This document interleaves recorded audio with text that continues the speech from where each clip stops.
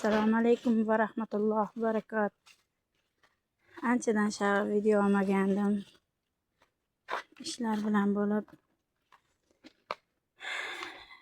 Dehqon bobolar, dehqonni qabriga dehqon yetadi deb pomidorim pishdi mana Xudo xolisa. Xudo xolisa.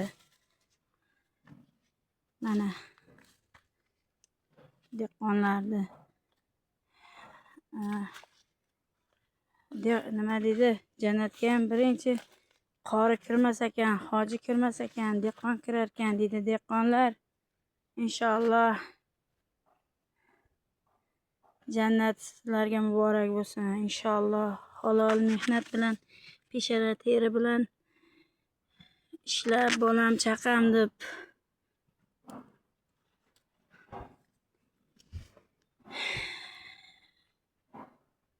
bir narsalik bo'laylik deb yemay yedirib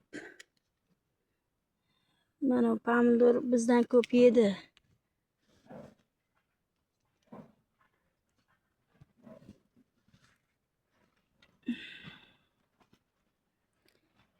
Duo qilinglar.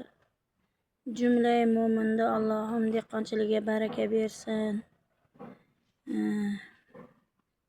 Pomidor ekkan dehqonlarda Alloh rizqini mo'l ko'l, dehqonchiligini barakotli, daromadini ser daromad qilishligini Alloh va taolodan so'rab qolaman. Allohumma inni as'aluka. Allohim barcha dehqonlarda dehqonchiligiga baraka bergin.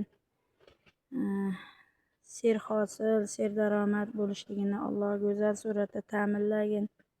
Allohumma inni as'aluka. Shu dehqonchiliklardan topgan daromadlarimizga umra amallarini ado etishlik.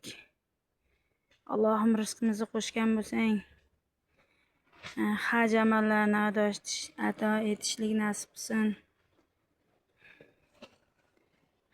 Hammalaringga sog'lik, omonlik tilayman.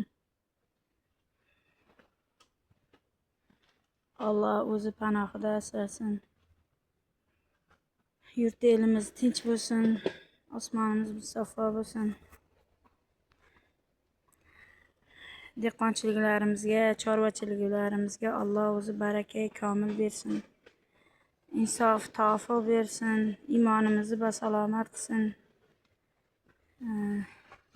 Ilmda, iymonda, islomda sobiq qadamlardan bo'lishlik, Allohni suygan qullaridan bo'lishlik hammamizga nasib aylasin. Duo qilinglar hojonalar, hojotalar. Duo qilinglar. Dehqonlarda Alloh rahmini yesin. Dehqonchiliklariga baraka, xayr, fayz bersin. Ser daromad, ser hosil bo'lishligini Alloh o'zi nasib aylasin. Assalomu alaykum va rahmatullohi va barakatuh.